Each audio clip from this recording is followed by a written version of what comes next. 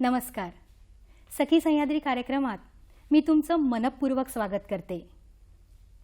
आपण या कार्यक्रमात नेहमीच वेगवेगळ्या क्षेत्रात काम करणाऱ्या स्त्री शक्तींना भेटत असतो. त्यांचे सकारात्मक विचार आपल्या जीवनात अनुकूल बदल घडवत असतात. रोजच्या जीवनात माणसाला अनेक प्रश्न पडतात. ती प्रश्न सोडवताना तो इतरांची मदतही घेत असतो. चला तर आजचा विषय जाणून घेऊया. आजचा विषय आहे मायेची फुंकर. व्यक्ती जेव्हा आजारी असतो, त्रासात असतो, दुःखात असतो, तेव्हा त्याच्या पाठीवरून मायेनं हात फिरवा. ती व्यक्ती सुखावून जाते. तिच्या चेहऱ्यावर वेगळंच समाधान दिसतं. अशीच मायेची फुंकर घालणारी संस्था आहे स्नेहांचल. या संस्थेत जीवनातील सर्व स्तरातील कर्करुग्णांवर विनामूल्य औषधोपचार आणि सर्व सोयी पुरविल्या जातात.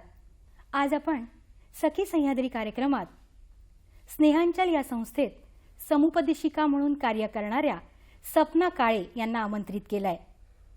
चला तर आज आपण स्नेहांचल आणि समुपदेशिका सपना काळे यांचं काय कार्य आहे ते जाणून घेऊया. सखी सह्याद्री कार्यक्रमात तुमचं मनपूर्वक स्वागत. धन्यवाद. सपनाताई, तुमचं शालेय शिक्षण, पदवी आणि पदव्युत्तर शिक्षण कुठनं झालंय? माझं शालेय शिक्षण वेगवेगळ्या ठिकाणून झालं आहे, कारण माझे वडील रिटायर्ड आर्मी ऑफिसर आहे आणि त्यामुळे वेगवेगळ्या ठिकाणी भारतातल्या वेगवेगळ्या ठिकाणी त्यांची पोस्टिंग्स व्हायच्या आणि जिथे पोस्टिंग्स व्हायच्या तिथे आम्ही पण त्यांच्यासोबतच असायचो. म्हणून माझं संपूर्ण शिक्षण केंद्रीय विद्यालयामध्ये झालं आहे. दिल्लीला झालं आहे, अंबालाला झालं आहे, पटियालाला झालं आहे, वेगवेगळ्या ठिकाणी झालं आहे. पण माझं पदवी आणि पदव्युत्तर हे दोन्हीही इंदोरहून झालं आहे, मध्य प्रदेशमधून. म्हणजे तुम्ही जवळपास भारतातील सर्वच प्रांतात फिरला आहात. मग तुम्हाला किती भाषा अवगत आहेत? मला हिंदी, मराठी, इंग्लिश तर येतेच. त्याशिवाय मी राजस्थानमध्ये काम करत होते म्हणून मला मारवाडी पण येतं. गुजराती समजतं, पंजाबी पण समजतं आणि बंगाली पण समजतं. क्या बात आहे. तुम्ही भारतातील अनेक भागात राहिलात. वेगवेगळ्या भाषा, परिवेश, पर्यावरण.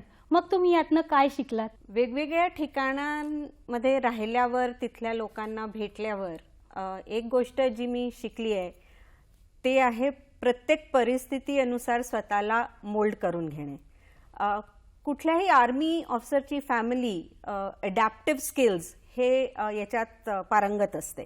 कारण काही माहीत नाही कुठे आमची पोस्टिंग होणार आहे, कुठे राहावं लागणार आहे, मेसमध्ये राहावं लागणार आहे किंवा क्वार्टर मिळणार आहे की ट्रान्झिट कॅम्पमध्येच काही दिवस राहायचं आहे. जर असं काही असेल तर मग त्या हिशोबाने स्वतःला आम्हाला मोल्ड करून घ्यायला लागायचं. तर सगळ्यात मोठं जे काही मी शिकली आहे इतक्या वर्षांमध्ये तर ते हेच की अडॅप्ट करून घ्यायचं कुठल्याही परिस्थितीला. अच्छा, तुम्ही हे क्षेत्र का निवडलं? जसं मी म्हटलं, माझं आर्मी बॅकग्राऊंड आहे आणि फौजमध्ये बेसिकली देणं, गिव्हिंग हे खूप महत्त्वाचं असतं. प्रत्येक ऑफिसर किंवा जवान याच भावनेनी तिथे वावरत असतो की मला द्यायचं आहे. बेसिकली त्यांनी स्वतःला देशाला दिलेलं असतं, त्यांच्या फॅमिलीजनी पण तेच केलेलं असतं. आणि जेव्हा असं होतं की एका पर्टिक्युलर जागी तो ऑफिसर किंवा ते जवान नाही आहेत आणि काही गरज पडली तर बाकीच्या फॅमिलीज मग सगळे एकत्र येतात. म्हणून ती देण्याची जॉय ऑफ गिव्हिंग ज्याला आपण म्हणतो ते लहानपणापासून आहे आणि तेच आता पुढे पण माझं कंटिन्यू होत आहे. स्नेहांचल हॉस्पिस अँड पॅलिएटिव्ह केअर या संस्थेविषयी सांगा. या संस्थेचे संस्थापक कोण आणि संस्था स्थापन करण्याचा उद्देश काय? Snehanchal Hospice and Palliative Care Centre हे मागच्या 15 वर्षांपासून नागपूरमध्ये काम करत आहे. कॅन्सर पेशंट्स मुख्यतः आम्ही त्यांना सेवा देतो. याला सुरू केलं होतं 2006 मध्ये मिस्टर जिमी राणानी. तेव्हा ते आणि 2 अजून सिस्टर्स इतकाच स्टाफ होता. पण आता आजच्या दिवसात आमच्याकडे 40 लोकांचा स्टाफ आहे. कॅन्सरचा रुग्ण ज्या दिवशी त्याला कळतं की त्याला कॅन्सर आहे त्या दिवशीपासून स्नेहांचल त्या रुग्णासोबत असतं. तर जेव्हापर्यंत तो पेशंट जगात आहे तेव्हापर्यंत स्नेहांचल त्याला सपोर्ट देत असतं. स्नेहांचलचं जे ऑफिस आहे म्हणजे आमचा वॉर्ड आहे तो TB वॉर्डच्या मागे इंदिरानगर म्हणून एरिया आहे तिथे आहे. 15 बेडची आमची फॅसिलिटी आहे. आम्ही पेशंट्स ॲडमिट करू शकतो. त्याशिवाय स्नेहांचल घरी जाऊन पण जी काही सेवा म्हणजे ड्रेसिंग असू देत किंवा नर्सिंग केअर असू देत किंवा डॉक्टर ची OPD असू देत, त्या सगळ्या डॉक्टरी ज्या काही हेल्प आहे, मेडिकल हेल्प आहे आणि काउन्सिलिंग मेन जी हेल्प आहे ती आम्ही घरी जाऊनही देतो. तिसरं म्हणजे स्नेहांचल जे काम करतं ते जाणीव जागृतीचं जे मी बघते की जिथे कुठे शक्य आहे तिथे जाऊन लोकांसोबत बोलणे, त्यांना सांगणे की स्नेहांचल काय काम करतं, पॅलिएटिव्ह केअर काय आहे. कारण पॅलिएटिव्ह केअर हा जो शब्द आहे हाच मुळात खूप नवीन आहे भारताकरता. विदेशात खूप जुना आहे पण भारताकरता हा नवीन आहे म्हणून ते सांगणे. आणि चौथं म्हणजे आमच्या स्लम्स नागपूरमध्ये एक 400-450 स्लम्स आहेत तर त्या झोपडपट्टींमध्ये पण जाऊन आम्ही काम करतो. तिथे आम्ही 2 झोपडपट्ट्या जे आहेत स्लम्स जे आहेत डिप्टी सिग्नल आणि मिनीमाता नगर त्याच्यात आम्ही OPD सुरू केली आहे जी पॅलिएटिव्ह OPD आहे. म्हणजे ॲक्टिव्ह ट्रीटमेंट आहे ते आम्ही करत नाही पण पॅलिएटिव्ह OPD तिथे डॉक्टर असतात, नर्सिंग स्टाफ असतो, काउन्सिलर असतात, ती मदत आम्ही तिथेही करतो. अच्छा. कॅन्सर हा आजारच मुळात भीतीदायक आहे. जेव्हा व्यक्तीला निदान होतं की त्याला कॅन्सर झाला आहे ती व्यक्ती तर हादरलेलीच असते. बिलकुल. पण त्याच्या घरातील देखील व्यक्ती सगळे हादरून गेलेले असतात. मग घरातील कर्ता पुरुष किंवा महिला या असतील तर मग अजिबातच बघायला नको. मग अशा वेळी तुम्ही त्यांचं समुपदेशन कसं करता? कसं असतं कॅन्सर झाला आहे हे जेव्हा डॉक्टर सांगतात किंवा ती बायोप्सी रिपोर्ट सांगते त्या क्षणाला पेशंटला आणि पेशंटच्या घरच्यांचं माइंड एकदम ब्लँक असतो. त्याला समजतच नाही डॉक्टर काय सांगतो आहे, डॉक्टर पुढचं आपल्याला ट्रीटमेंटबद्दल बोलत आहेत पण त्यांना ते ग्रॅस्पच होत नाही. मग अशा वेळी स्नेहांचल जे काउन्सिलर्स आहेत मेडिकल कॉलेजमध्येही आणि तुकडोजी कॅन्सर हॉस्पिटलमध्येही तर ते मग त्याच्याशी बोलतात, त्यांना परत एकदा सांगतात की असा असा आजार तुम्हाला झालेला आहे आणि डॉक्टरनी आता ही ट्रीटमेंट तुम्हाला करायला सांगितली आहे. आणि मग वेळोवेळी त्यांच्याशी सतत बोलत राहावं लागतं. कारण कसं आहे की एकदा बोलून एकदा काउन्सिलिंग करून होत नाही. त्याच्याकरता त्यांना तो सपोर्ट आम्हाला सतत द्यावा लागतो. जर पेशंट रोज रेडिएशन करता मेडिकलला येते तर तिथली आमची काउन्सिलर रोज त्या पेशंटशी बोलते, त्यांना आश्वासन देते की जर प्रोग्नोसिस चांगला आहे तर बरं होईल. असं वाला जो आहे काउन्सिलिंग ते करायला लागतं. पण दुसरं असंही असतं की ती फॅमिली बरेचदा कसं असतं की पेशंट जो कर्ता पुरुष आहे त्याचे लहान मुलं आहेत, बायको कधीच घराबाहेर पडली नाही आणि कॅन्सर ऐकल्याबरोबर असं वाटतं की बस मी मरणारच आहे, हीच पहिली भावना असते की आता मी मरणार आहे. तर मग त्यांना ते समजवावं लागतं की नाही अजून तुमचा प्रोग्नोसिस चांगला म्हणजे निदान बरा आहे सध्या तरी. तुम्ही जर प्रॉपर पूर्ण ट्रीटमेंट घेतली आणि इनिशियल स्टेज आहे म्हणून जर तुम्ही ट्रीटमेंट प्रॉपर घेतली तर शक्य आहे की तुम्ही तुमचं नॉर्मल आयुष्य जगू शकाल. पण हे सांगावं लागतं. कारण कॅन्सर ऐकल्याबरोबर पहिला थॉट जो येतो तो हाच असतो की मी आता मरणार आहे. पण जसं अगदी सुरुवातीच्या स्टेजला कॅन्सरचं निदान झालं तर ती व्यक्ती पुढील आयुष्य आपलं व्यवस्थित जगू शकते का? हो, जर डिटेक्ट अर्ली झालं, अर्ली डिटेक्शन असेल आणि प्रॉपर ट्रीटमेंट जर त्या व्यक्तीने घेतली तर शक्यता असते की तो आपलं पुढील आयुष्य नॉर्मल जसं आपण जगतो आहोत तसं ते जगू शकतात. आणि कॅन्सरचं दुसरं असं आहे की कॅन्सरमध्ये क्युअर म्हणून हा शब्द नाही आहे. म्हणजे जसं सर्दी खोकला ताप आपण बरं झालो असं म्हणतो, कॅन्सरला तसं नाही आहे. कॅन्सरचं असं आहे की जर तुम्ही ट्रीटमेंट नंतर 5-1 वर्ष आहात तर मग तुम्ही कॅन्सर सर्व्हायव्हर आहात, तर ते आजन्म कॅन्सर सर्व्हायव्हरच राहतात. क्युअर्ड असा शब्द कॅन्सर सोबत म्हणजे काय, तर कॅन्सर बरा होत नाही पण योग्य उपचारांनी त्याला आपण थांबवू शकतो. अगदी त्याला आपण कंट्रोलमध्ये ठेवतो आणि शक्यता असते की पलटून येईल.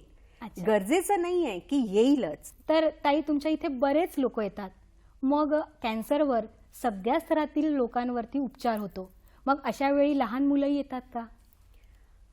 लहान मुलं येतात, खूप नाही स्नेहांचलला, पण कधी कधी येतात. अगदी 3 वर्षाचं बाळ असतं, 4 वर्षाची मुलं असतात. जेव्हा आता कोरोना संपला होता त्याच्यानंतर 8-10 वर्षाचे मुलं बरेच आले होते, कारण कोरोना काळात ती ट्रीटमेंटच मिळाली नाही. तर जे इनिशियल स्टेजला होते त्यांना ट्रीटमेंट मिळाली नाही, औषधं मिळाले नाही, म्हणून तो कॅन्सर वाढला आणि मग ते आमच्याकडे, मग तेव्हा बरेच मुलं आमच्याकडे आले होते. पण मग यांचं समुपदेशन कसं करता? 3 वर्षाचं जर बाळ असेल तर त्याचं आपण समुपदेशन नाही करू शकत. हां. त्याच्याशी फक्त बोलू शकतो, त्याला तसंही काही कळत नाही. त्यावेळी त्याच्या आईबाबांचं आम्हाला समुपदेशन करायला लागतं. पण ते सहज शक्य होतं का? खरं सांगायचं तर नाही होत, कारण एवढ्या लहान बाळाला बघून आधी तर काउन्सिलर पण थोडं डिस्टर्ब झाल्यासारखं होतं काउन्सिलरलाही. पण ते कामाचा भाग म्हणून आम्हाला ते एक निरपेक्ष भूमिका ठेवून आणि त्या आईवडिलांसोबत बोलायला लागतं आणि त्यांना सांगायला लागतं जे काही प्रॉग्नोसिस आहे किंवा जे काही त्यावेळेची जी परिस्थिती आहे ती आम्हाला त्यांना समजावून द्यायला लागते. जर असं असेल की पुढे ते बाळ फार दिवस नाही राहणार आहे तर तेही आम्हाला समजावून सांगायला लागतं की आता इतकाच काळ आहे, तर तुम्ही जितकं जास्त वेळ त्याच्यासोबत घालवू शकता ते तुम्ही करायला पाहिजे.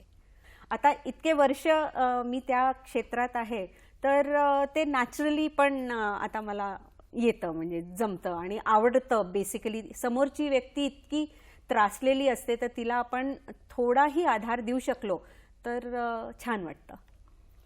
पण थोडीशी कळती मुलं असतात की ज्यांना कळतंय की मला काय झालेलं आहे, म्हणजे त्याला कॅन्सर झालेला आहे, पण ते मूल अगदी आनंदी आहे, उत्साही आहे, असंही होतं? असा एखादा अनुभव आहे असा, म्हणजे कळलेला आहे की मला कॅन्सर आहे, प्रॉग्नोसिस नाही माहीत आहे. तर असा माझा एक पेशंट आहे, तर तो आनंदीच असतो, आपल्या बहिणींसोबत खेळतो, मी जाते तर माझ्याशी बोलतो, गप्पा मारतो छान.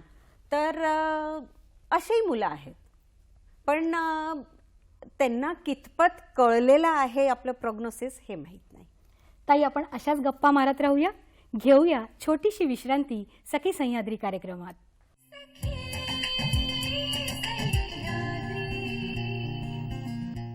मंडळी, विश्रांतीनंतर पुन्हा एकदा सखी सह्याद्री कार्यक्रमात स्वागत. ताई, स्नेहांचल या संस्थेत पॅलिएटिव्ह आणि हॉस्पिस असं नाव जोडलेलं आहे. तर हॉस्पिस आणि पॅलिएटिव्ह याचा अर्थ काय? हॉस्पिस जर आपण डिक्शनरीमध्ये बघितला या शब्दाला, तर त्याचा अर्थ असतो की अशी जागा जिथे घरच्यासारखी सेवा देण्यात येते, म्हणून स्नेहांचल हे हॉस्पिस आहे. पॅलिएटिव्ह केअर अशा सगळ्या आजारांकरता लागू पडतं ज्यांना आपण दुर्धर आजार असं म्हणतो, जे क्रॉनिक इलनेसेस आहेत त्याच्याकरता सगळ्यांकरता पॅलिएटिव्ह केअर असते. स्नेहांचल हॉस्पिस पण आहे आणि पॅलिएटिव्ह सर्व्हिसेस देतं, म्हणून पॅलिएटिव्ह केअर सेंटर हे दोन्ही आहे. आम्ही ज्या दिवशी कॅन्सर डिटेक्ट होतो त्या दिवशीपासून पेशंटसोबत असतो, तर ते जेव्हापर्यंत पेशंट या जगात आहे तेव्हापर्यंत स्नेहांचल त्याचं साथ देतं. आणि पॅलिएटिव्हमध्ये नुसतंच त्या पेशंट जेव्हापर्यंत पेशंट जीवित आहे तेव्हापर्यंत नाही, तर ती व्यक्ती गेल्यावर पण त्या परिवाराला जो सपोर्ट देण्यात येतो तो पण स्नेहांचल सतत देत असतं. स्नेहांचलचं ब्रीदवाक्य काय? डिग्निफाईड डेथ असं आम्ही म्हणतो. आणि आम्ही असंही म्हणतो की कारण आम्ही क्रॉनिक इलनेस सोबत काम करतो आहोत, आम्हाला त्याच्या आयुष्याचं माहीत नाही आहे, म्हणून मग असं आम्ही जनरली म्हणतो की we cannot add days to his life, but we can surely add life to his days. आम्ही आयुष्य नाही वाढवू शकत, पण कमीत कमी जेव्हापर्यंत तो पेशंट या जगात आहे तेव्हापर्यंत त्यांनी समाधानाने आणि सुखाने राहावं, एवढंच आमचा प्रयत्न असतो. त्रासमुक्त राहावं, मेन हे काम आहे स्नेहांचलचं. स्नेहांचल ही संस्था गेल्या 15 वर्षापासून कार्यरत आहे. तर स्नेहांचलचा सुरुवातीचा अनुभव कसा होता? सुरुवात 2006 मध्ये झाली आहे. मिस्टर जिमी राणांनी बराच रिसर्च केला, बरेच वेगवेगळ्या ठिकाणच्या हॉस्पिसेस आणि पॅलिएटिव्ह केअर सेंटर्स बघितले. त्याच्यावरनं त्यांना असं लक्षात आलं की आपल्याकडे कॅन्सर हा आजार खूप मोठ्या प्रमाणात आहे आणि आपल्याकडे रिजनल कॅन्सर सेंटर पण आहे, तुकडोजी कॅन्सर हॉस्पिटल जे आहे. पण बरेचदा कसं होतं की ट्रीटमेंट झाल्यावरही पेशंटला आराम पडत नाही. पण डॉक्टर्सची एक लिमिटेशन असते. डॉक्टर म्हणतो मी इथपर्यंतच तुझी मदत करू शकतो, मग त्याच्यानंतर काय, तो त्रास कसा कमी होणार. तर त्याच्याकरता आपल्याकडे काही सोय नव्हती आणि म्हणून मग मिस्टर राणांना असं वाटलं की असं एक काहीतरी आपण केंद्र सुरू करावं जिथे पेशंट जेव्हा ट्रीटमेंट झाला आहे आणि त्रास तरीही होतो आहे तर मग त्यांना आपण पेन फ्री करू शकू. आणि म्हणूनच त्यांनी तुकडोजी कॅन्सर हॉस्पिटलसोबत जे तेव्हाचे डायरेक्टर होते त्यांच्यासोबत बोलून त्यांना हा विचार सांगितला आणि तो विचार सांगितल्यावर समोरच्या व्यक्तींनी पण त्याला पुरेपूर सपोर्ट केला आणि म्हणून मग जी जागा जिथे स्नेहांचल आत्ता आहे ती जागा आम्हाला तुकडोजी कॅन्सर हॉस्पिटलने दिली आहे. सुरुवातीला जिमी राणा आणि त्यांच्यासोबत 2 सिस्टर्स अशाच होत्या. एकदा बोलताना आम्ही त्यांना असं विचारलं होतं की सर सुरुवातीपासून इतकेच पेशंट्स आपल्याकडे येत होते का. तर त्यांचं असं म्हणणं होतं की पहिले 6 महिने आम्ही तिघच येऊन बसायचो रोज, डॉक्टर, 2 नर्सेस आणि जिमी सर. कुणीच आलं नाही आणि मग 6 महिन्यानंतर पहिला पेशंट आला आणि मग त्याच्यानंतर तो प्रवास सुरू झाला. तर आता आमच्याकडे रोजचे एक 20-1ची पेशंट्सची OPD असते आणि तेवढेच ड्रेसिंगलाही 5-7 जण ड्रेसिंगलाही येतात. स्नेहांचल या संस्थेत आजतागायत किती पेशंट आले आहेत? आजतागायत एक अंदाज घेतला तर 7-8 हजार पर्यंत. अच्छा, बऱ्यापैकी येतात. कारण आत्ताच्या माझ्या होम केअरमध्ये म्हणजे जे आम्ही घरी जाऊन सेवा देतो स्नेहांचलची त्याच्यातच ऑलमोस्ट 150 पेशंट आहेत आणि रजिस्टर्ड पेशंट आमचे दरवर्षी 350-400 अशाच्या याच्यात असतात. तर आणि आता OPD सुरू झाल्यावर तिथलेही पेशंट्स ॲडअप झाले. तर एक आत्तापर्यंत 5-7 हजार पेशंट्स तर आम्ही निश्चितच ॲड्रेस केले असतील. म्हणजे जे लोक रुग्णालयात किंवा तुमच्या संस्थेत यायला तयार नसतात अशा लोकांना तुम्ही घरी जाऊन सगळ्या सेवा पुरवता? हो, आमच्याकडे यायला तयार नसतात असं म्हणण्यापेक्षा कुठलीही व्यक्ती आपल्या घरी जास्ती कम्फर्टेबल असते. तर मग कॅन्सर झाल्यावर जरी स्नेहांचल आम्ही म्हणतो घरच्यासारखं सगळं आहे पण शेवटी ती हॉस्पिटल सेटिंग आहे आणि पेशंट्स प्रेफर हे करतील की मी घरीच राहून आणि माझा जे काही आहे मला घरीच राहू देत. तर मग अशा व्यक्तींना मग आम्ही होम केअर देतो. काही पेशंट्स अजिबातच स्नेहांचलपर्यंत येऊ शकत नाही, बेड रिडन आहेत किंवा खूप त्रास वाढलेला आहे आणि असं जाणवत आहे की त्यांना आता शेवटचं आहे पण मग अशा वेळी त्यांची इच्छा नसते की मी कुठे जावं, मला घरीच असू देत अशी त्यांची इच्छा असते. मग त्यांच्याकरताही स्नेहांचल होम केअर सर्व्हिस देतं. आता जशा तुम्ही म्हणाल्यात की ड्रेसिंगला येतात, तुम्ही पण जाऊन समुपदेशन करता, डॉक्टर्स पण जातात, पण असं कधी होतं का की घरी पेशंट आहे पण घरची व्यक्ती खूप कंटाळून गेलेली आहेत, घरचे म्हणजे सगळे लोक कंटाळून गेलेले आहेत की हा दुर्धर आजार आहे, सगळं करावं लागतं आणि त्या व्यक्तींविषयी त्या लोकांच्या मनात थोडंसं असं बरेचदा होतं. कारण कसं आहे ना की कॅन्सर केअर ही 24/7ची बाब आहे. असं मी आत्ता करेन आणि मग नंतर त्या पेशंटला सोडून देईन असं होत नाही. आणि एस्पेशली जर त्या पेशंटला वुंड्स आहेत, घाव आहेत, कारण बऱ्याचशा लोकांना माहितीच नसतं की कॅन्सरच्या जखमा असतात. अच्छा, पण बऱ्यापैकी जखमा असतात. ब्रेस्ट कॅन्सर झालेला आहे आणि जर ऑपरेट झाला आहे आणि ते सक्सेस नाही झालं आहे तर तिथे वुंड असते. चेहऱ्यावर आपल्या इथे मेन म्हणजे नागपुरात, नागपूर ही ओरल कॅन्सरची कॅपिटल मानली जाते. बापरे, म्हणजे एवढ्या प्रमाणात इथे तोंडाचा कॅन्सर किंवा हेड अँड नेक ज्याला आपण म्हणतो तो कॅन्सर होतो लोकांना. तर त्यामुळे त्या वुंड्स ज्या आहेत त्या मॅनेज कराव्या लागतात आणि ऑन अ डेली बेसिस त्या मॅनेज करायला लागतात जे कठीण आहे. तर म्हणून असं बरेचदा होतं की करता करता घरचेही थकतात आणि मग असं त्यांना होतं की नाही आमच्याच्याने आता नाही होत आहे. मग अशा वेळी त्यांना आम्ही जेव्हा घरी जातो, होम केअर देतो, तर तेव्हा आम्ही त्यांना असं सजेस्ट करतो की तुम्ही पेशंटला स्नेहांचलमध्ये ॲडमिट करा. 3 दिवस 4 दिवस जितकं तुम्हाला कम्फर्टेबल वाटतं त्यांनी 2 साध्य होतात काम. एक, त्या पेशंटची 24/7 निगा होते, नर्सिंग केअर प्रॉपर होतं. आणि दुसरं म्हणजे त्या घरच्यांना ती रिस्पाईट मिळते की मला पेशंटचं काहीच करायचं नाही आहे, मला त्याचं जेवणाचं करायचं नाही आहे, मला त्याची आंघोळ पांघोळ बघायची नाही आहे, मला त्याचं ड्रेसिंग करायचं नाही आहे, मला काहीच करायचं नाही आहे, मला फक्त तिथे त्याच्यासोबत राहणे आहे. ताई, आपली चर्चा आपण अशीच चालू ठेवूया. घेऊया छोटासा ब्रेक सखी सह्याद्री कार्यक्रमात.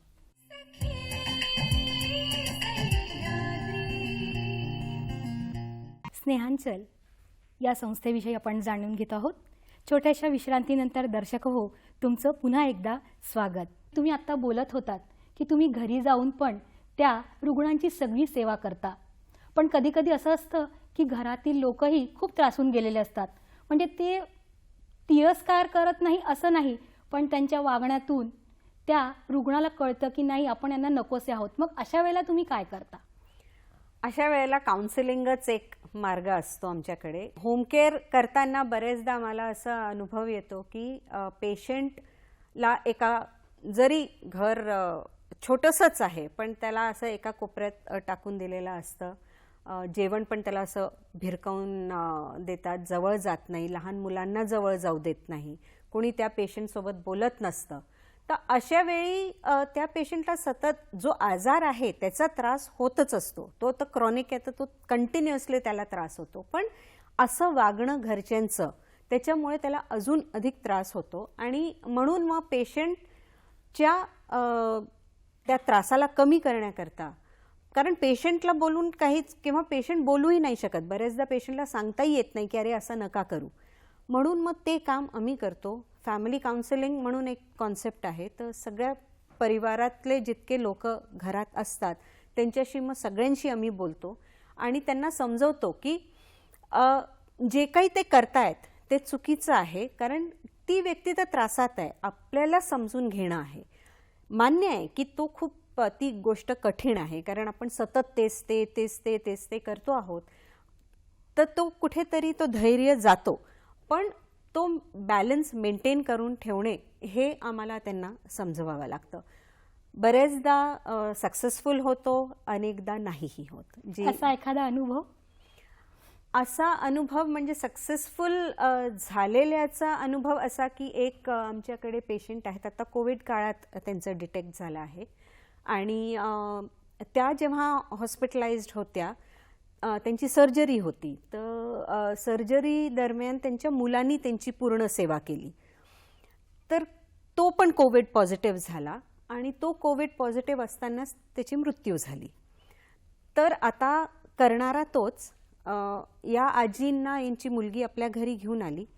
सून म्हणे मी अजिबात करणार नाही, कारण यांच्यामुळे माझा नवरा गेला आहे. यांना ही गिल्ट की माझी सेवा नसता करत तर तो आज जिवंत असता, म्हणून या पण त्या सुनेकडे जायला बघत नव्हत्या की ती आता मला कसं वागवेल, काय बोलेल.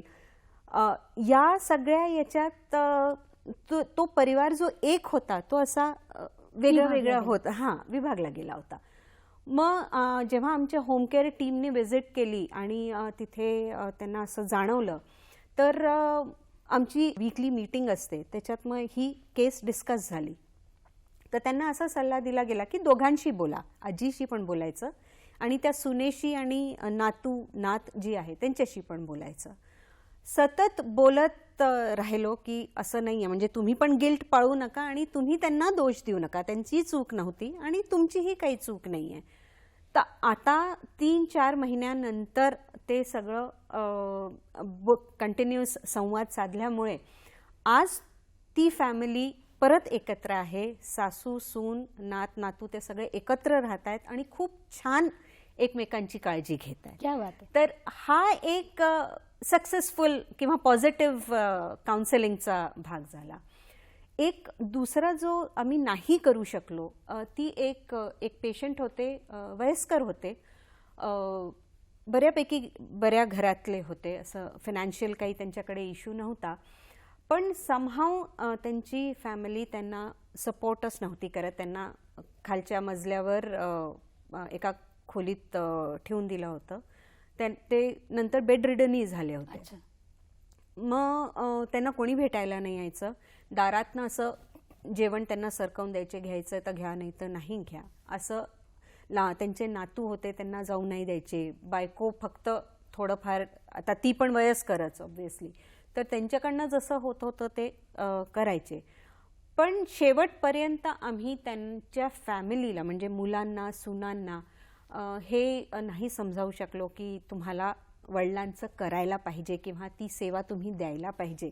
ते आम्ही त्यांना नाही समजावू शकलो. ते खंतच आहे आम्हाला की, कारण त्यांना खरंच गरज होती.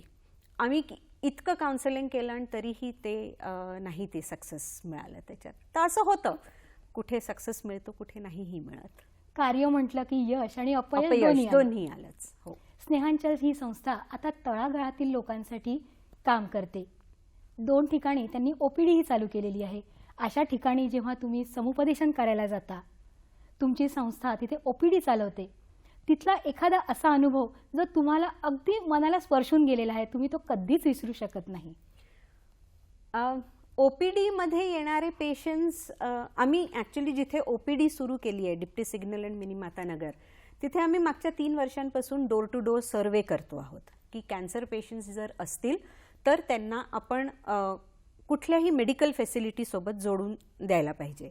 बरेचदा असं होतं, कॅन्सरचा प्रॉब्लेम असा आहे की एकतर डिटेक्ट होत नाही आणि डिटेक्ट झाल्यावर बऱ्याचदा ते ॲडव्हान्स स्टेजमध्ये डिटेक्ट होतो, तर मग काहीच करता येत नाही.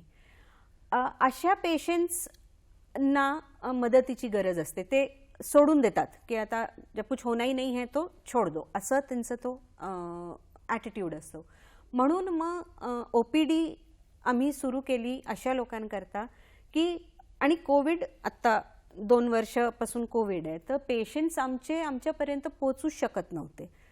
आणि कोविडमध्ये सगळे हे निर्बंध संपल्यावरही डिप्टी सिग्नल किंवा कळमनाहून स्नेहांचलला येणे म्हणजे 1 दिवसाचा त्यांचं रोजंदारी जायची. 500 रुपये तो ऑटोवाला घेणार, तेवढा आपल्याकडे पैसा नसायचाच. बरोबर.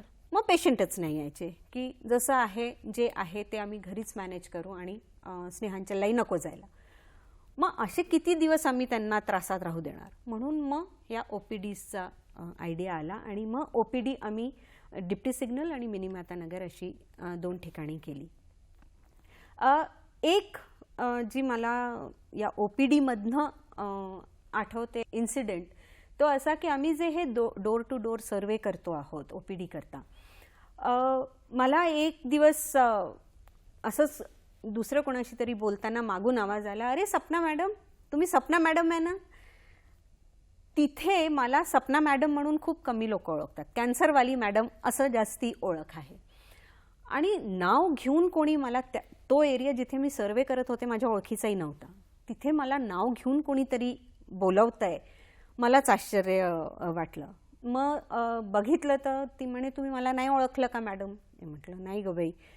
तर म्हणे चला घरी चला आधी. मग आम्ही घरी गेलो तिच्या, आणि तिच्याशी बोलताना ती मला म्हणे की 4-5 वर्षांपूर्वी आपण भेटलो आहोत. मी स्नेहांचलला यायची, माझी तेव्हा किमो सुरू होती, तेव्हा माझे केस नव्हते. म्हटलं ऑब्व्हियसली, तेव्हा मी तुला तसं बघितल्यावर इतक्या वर्षांनंतर ओळखणं शक्यच नव्हतं. पण मला सगळ्यात जास्ती काय टच झालं की तिने इतक्या वर्षांनंतरही माझं अचूक नाव घेतलं, सपना काळे असं पूर्ण माझं नाव घेतलं आणि मला आवाज दिला. तिचं एकच म्हणणं होतं की मॅम, तुम्ही जेव्हा माझं किमो सुरू होता, माझं सगळं सुरू होतं ट्रीटमेंट, तेव्हा तुम्ही मला जी हिंमत दिली होती ती आज मी इतरांना देते आहे. मी जे कॅन्सर पेशंट्स आहेत त्यांना मी मेडिकलला ऑटो करून घेऊन जाते, तिथे त्यांच्यासोबत राहते. हे खूप असं मनाला भिडणारं होतं, कारण आपण हे एक्सपेक्ट नाही करत. मी कोणाला हिंमत देणं हे अगदीच बरोबर आहे, पण तिन्ही ते एक्झाम्पल ठेवून आणि समोरची अजून 3-4 लोकांना, 10 लोकांना हिंमत देणं हे खूप मोठी गोष्ट आहे, आणि हे मला कायम लक्षात राहणारी ही गोष्ट आहे. ताई, आपण ही चर्चा अशीच चालू ठेवूया. प्रेक्षक हो, कुठेही जाऊ नका, पाहत रहा सखी सह्याद्री कार्यक्रम या छोट्याशा ब्रेक नंतर.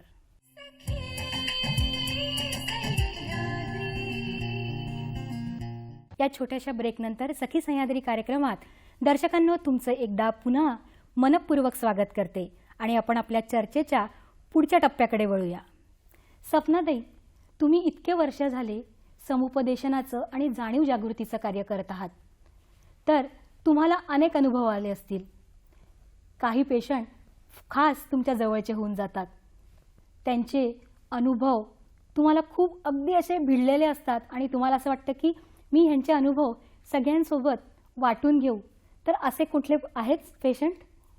असे 3-4 पेशंट्स आहेत ज्यांच्याबद्दल मी सतत बोलतच असते, म्हणजे त्यांचे मी उदाहरणं देत असते. तसं आपण म्हणतो की काउन्सिलरनी निरपेक्ष राहायला पाहिजे, ऑब्जेक्टिव्ह राहायला पाहिजे. पण बरेचदा असं होतं की पेशंट तो इतका तुम्ही त्याच्यासोबत सतत संवाद साधत असता आणि मग त्यामुळे ते जवळचे होतात. मग त्यांची फॅमिली तुम्हाला अडॉप्ट करून घेते. तर तसाच एक पेशंट आम्ही जेव्हा सर्वे करत होतो तेव्हा मला भेटला होता. ॲक्च्युली त्याची काकू मला भेटली होती. आम्ही आमचे स्नेहांचलचे कार्ड्स देतो तेव्हा त्याची काकूला आम्ही जेव्हा कार्ड दिलं तर तेव्हा म्हणे की माझा पुतण्या जो आहे तो कॅन्सर पेशंट आहे.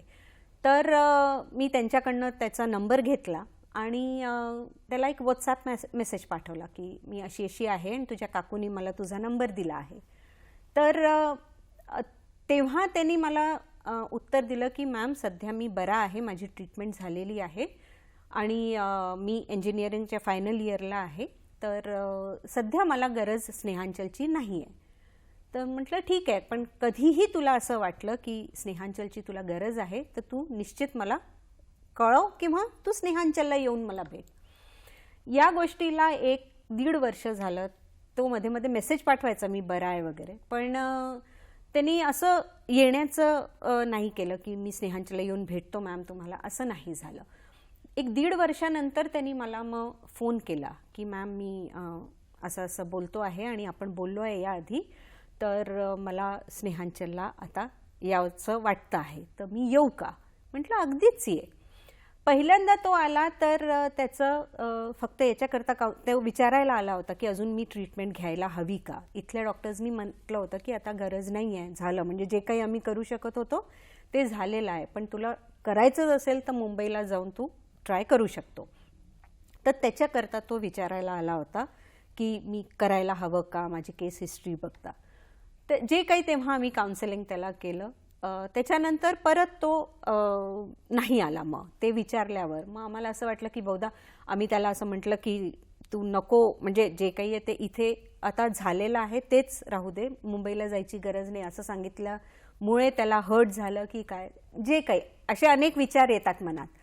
मग ते 1.5 वर्ष गेलं. मग त्याच्यानंतर ते वर्ष गेलं. मग जानेवारीमध्ये दुसऱ्या वर्षीच्या जानेवारी-फेब्रुवारीमध्ये परत त्याचा मेसेज आला की आता मला बरं नाही वाटत आहे, तर मी स्नेहांचलला येऊ का? म्हटलं अगदी ये तू. तेव्हा मग तो आला. तर मग आमच्या डॉक्टरांना भेटलं, जे काही त्याचं औषध होतं कारण आम्ही फक्त पेन मॅनेजमेंट करतो, आम्ही क्युरेटिव्ह ट्रीटमेंट देत नाही. म्हणजे आम्ही किमो देणार नाही, आम्ही रेडिएशन देणार नाही, आम्ही सर्जरी करणार नाही. पण या सगळ्या प्रोसेसेसचे जे साईड इफेक्ट्स आहेत, पोट दुखणं आहे किंवा उलटी आहे, जुलाब आहेत, जेवण नाही जात आहे, घशाचा कॅन्सर असेल तर अन्न नाही जात आहे, हे सगळं आम्ही मॅनेज करतो. म्हणजे मेन एम आहे की पेन रिलीफ आमच्या पेशंटला व्हायला हवा. मग तो आला आणि त्याला जे काही पेन होतं तर त्याच्यामुळे त्याला आराम मिळाला. मग तो रेग्युलरली येऊ लागला. सुरुवातीला ॲडमिट नाही व्हायचा, आम्ही किती त्याला म्हणायचो, कारण त्याचा इथला कॅन्सर होता आणि तो फार वाढलेला होता. त्याच्यामुळे आणि तो बाहेरून यायचा, म्हणजे नागपूरचा नव्हता, बाहेर गावाहून यायचा, 2 व्हीलरवर यायचा. आम्हाला खूप टेन्शन असायचं की बाबा रे तू नको असं करू, म्हणजे 2 व्हीलरनी तरी नको येऊ. पण म्हणे मॅम मी दुसरं काही अफोर्डच करू शकत नाही. ठीक आहे. मग त्याला मी कितीदा म्हणायची की अरे तू ॲडमिट होऊन जा, काही दिवस इथे राहा, मग जा घरी आणि मग परत ये. नाही, तेही मान्य नव्हतं. इंजिनियर होता, शिकलेला होता चांगला. आणि मग असा काही काळ असा गेला आणि मग त्यांनी फायनली म्हटलं की आता मी ॲडमिट होतो, आता माझ्याच्यानी नाही होत. पण 2.5 वर्ष मी त्या मुलासोबत होते, तर कुठेतरी खूप तुम्ही जवळीक साधली होती त्याच्याशी तुम्ही, असं एक्झॅक्टली. आणि मग त्याच्यामुळे काय झालं की त्याच्या घरी मी जायची, होम केअरला मलाच फोन यायचा की शेवटी म्हणजे नंतर तो मला मम्मा म्हणायचा. बापरे. हां, इतकं. आणि त्याच्या फॅमिलीनी मला अडॉप्ट करून घेतलं होतं की तुम्ही आमच्यातलेच टाईप्स. तर फायनली मग ते होम केअरला जेव्हा जायचा तो फोन करायचा, मम्मा मला आज हे होत आहे, डॉक्टरला घेऊन ये. मग मी डॉक्टरला घेऊन किंवा सिनियर माझे जे काउन्सिलर्स आहेत त्यांना घेऊन त्याच्याशी बोलायला जायचे.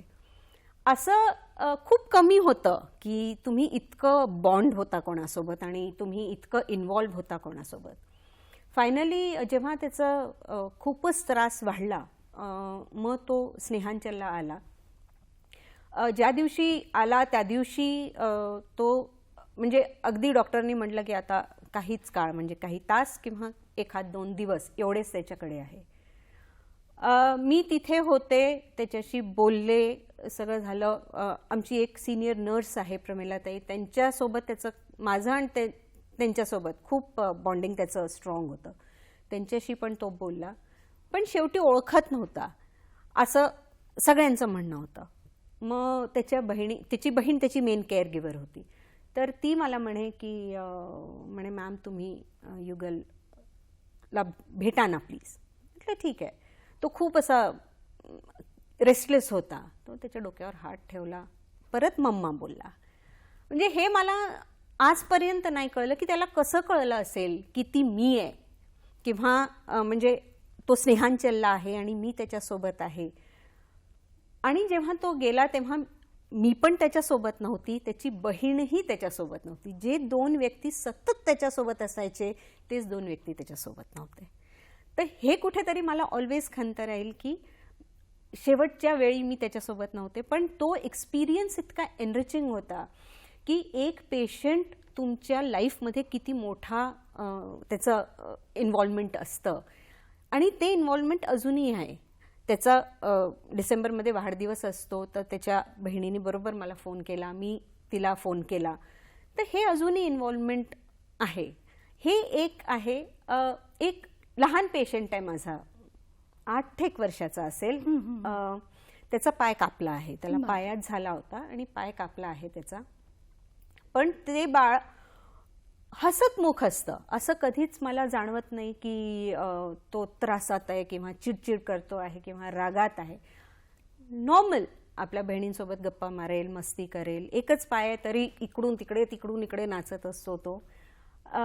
जेव्हा मी त्याला भेटायला गेले मध्यंतरी, तर मी त्याला विचारलं, त्याचा किमो होता नंतर, तर मी त्याला विचारलं की अरे आता आहे किमो, तर तुला कसं वाटतंय, म्हणजे काय वाटतंय, सहज बोलता बोलता. कारण मला हे जाणून घ्यायचं होतं की त्याचा ॲटिट्यूड कसा होत चालला आहे. कारण किमो घेऊन पण थकतात, वेन मिळत नाही, ते टोचत राहतात, इकडे टोच तिकडे टोच.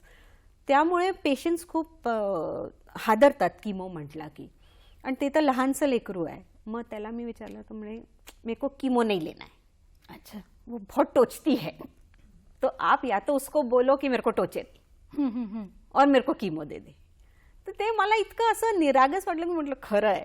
म्हणजे एवढूसं ते लेकरू आणि वेन नाही मिळत आहे, तर त्याला सिस्टरची चूक नाही आहे, त्याची वेनच मिळत नाही, तर ती काय करेल, तिला शोधणं आहे आणि तिला ते किमो लावणं आहे. हे एक आहे. आणि एक जो सगळ्यात जास्ती मला ज्यांनी इन्स्पायर केलं किंवा त्याला बघून मला छान वाटतं, असा एक पेशंट सध्या आमच्या स्नेहांचलमध्ये आहे, ॲडमिट आहे. तो जाऊन येऊन असतो, म्हणजे घरी जातो मग परत येतो. त्याला 3 वर्षांपासून कॅन्सर आहे आणि त्याची ती जर्नी खूप इन्स्पायरिंग आहे, खूप इंटरेस्टिंग आहे. कारण जेव्हा डिटेक्ट झालं, तोही असं 22-23 वर्षाचाच आहे आणि कुठेतरी हे आहेच की तो जाणार आहे.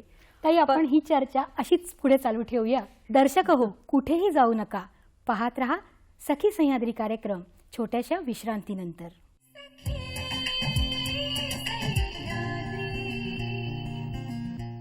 छोट्याशा विश्रांतीनंतर पुन्हा आम्ही आलो आहोत सखी सह्याद्री या कार्यक्रमातील या चर्चेत. सपनाताई, तुम्ही आता बोलत होता तुमच्या अनुभवाबद्दल. मी त्या पेशंटबद्दल बोलत होते जो आत्ता आमच्याकडे आहे. 3 वर्षापूर्वी त्याला कॅन्सर झाला. त्यावेळेला जे काही त्याला वाटत असेल किंवा जो काही त्रास त्याला होत असेल त्याच्यामुळे जे काही घरचं वातावरण बदललं असेल त्याच्यामुळे तो खूप डिप्रेस्ड असायचा, खूप नर्वस असायचा, खूप त्रागा करायचा प्रत्येक गोष्टीचा, खूप चिडचिड व्हायची त्याची. पण हळूहळू मी बघितलं जसं जसं तो स्नेहांचलला येत गेला आणि आमच्या काउन्सिलर्ससोबत किंवा सिनियर आमचे जे व्हॉलंटियर्स आहेत त्यांच्यासोबत तो बोलत गेला, तर त्याच्यामध्ये मला फार फरक जाणवला आहे. सुरुवातीला तो घरच्याही कंप्लेंट्स करायचा की आई बाबा असे करतात वगैरे, जे काही त्याचे इश्यूज होते, फॅमिली इश्यूज. पण आता जेव्हा मी त्याच्याशी बोलते, जेव्हा मी त्याच्यासोबत असते, तो मला असा शांत जाणवतो की ठीक आहे ना, जे झालं आहे ते झालंय. त्यांनी ती परिस्थिती इतकी मान्य करून घेतली आहे आणि त्याचं वाचन खूप तगडं आहे. त्याला नवीन लोकांना भेटायला खूप आवडतं. त्याच्यामुळे तो सतत काही ना काही आम्हाला सांगत असतो की मला या व्यक्तीला बोलवून द्या, मला भेटायचं आहे, मला हे पुस्तक आणून द्या, मला हे वाचायचं आहे.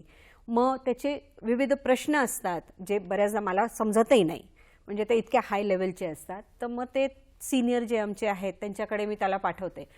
पण तो मुलगा इतका चेंज झाला आहे ते बघूनच मला इतकं छान वाटतं. आणि आता मी एक त्याचं डॉक्युमेंटेशन सारखं करते आहे की लहानपणापासून ते आत्तापर्यंतची जी त्याची जर्नी आहे ती मी कॅप्चर करायचा प्रयत्न करते आहे. तर त्याच्यात तो इतकं स्पष्ट आणि इतकं छान सांगतो आहे. मला ते बघून बरेचदा असं वाटतं की मी अवेअरनेस प्रोग्राम्स घेते, मी कंटिन्युअसली लोकांसोबत असते, तरी बरेचदा मला असं अडकायला होतं. पण तो इतका फोकस्ड आणि इतका क्लिअर आहे त्याच्या थॉट्समध्ये की मला हे हे हे हे असं मला तो सांगतो आहे. दुसरं म्हणजे सगळ्यात जास्ती मला त्याचा आवडला, आता परवाची गोष्ट आहे, आमच्याकडे काही व्हिजिटर्स होते, बरेचदा येतात आमच्याकडे म्युझिकल प्रोग्राम्स घेऊन किंवा व्हिडिओज घेऊन असं. तर एक ग्रुप आला होता म्युझिकल प्रोग्राम घेऊन आणि एक लोकल रेडिओ स्टेशनचा होता. तर सगळ्यांना ते विचारत होते, जितके पेशंट्स होते, की तुम्हाला काय वाटतं, कसं वाटतं. म्हणजे त्या मुलाशी जेव्हा ते बोलले तर तो म्हणे की कल परसों का कौन सोचता है, बोले मैंने वो छोड़ दिया है, मैं आज में जीता हूँ, जो कुछ भी है वो आज है. मला ते इतकं आवडलं की किती खरं आहे ना, की उद्याचं किंवा परवाचं एवढा त्रागा करणे किंवा त्रास घेणे, स्वतःलाच त्रास देणे की काय होईल, कसं होईल, गरजच नाही आहे आपल्याला. आणि तो मुलगा आता म्हणजे कालच मी सरांसोबत बोलत होते, तर सर म्हणे की वो एक वेगळ्या लेवलला पोचलेला आहे, तो त्या ॲक्सेप्टन्सच्या वेगळ्या लेवलला आहे. तर त्याला पाहून मला खरंच खूप छान वाटतं आणि खूप इन्स्पायरिंग वाटतं की आत्ता किती 22-23 वर्षाचा आहे तो मुलगा आणि आमच्यासारख्यांना तो अवाक करतो. दुसरा काही शब्दच नाही आहे, मी अवाकच होते जितक्यांदा त्याच्याशी बोलते. तर असे अनेक आहेत, पण हे 3 मेन जे आहेत ते मला म्हणजे बोलावसे वाटतात, त्यांच्याबद्दल सांगावंसं वाटतं. गेले 2 वर्ष आपण कोरोना याविषयी ऐकतो आहे, म्हणजे अगदी साधारण व्यक्तीसुद्धा हादरून गेलेली आहे. मग अशा वेळेला स्नेहांचल या संस्थेने कसं काम केलं?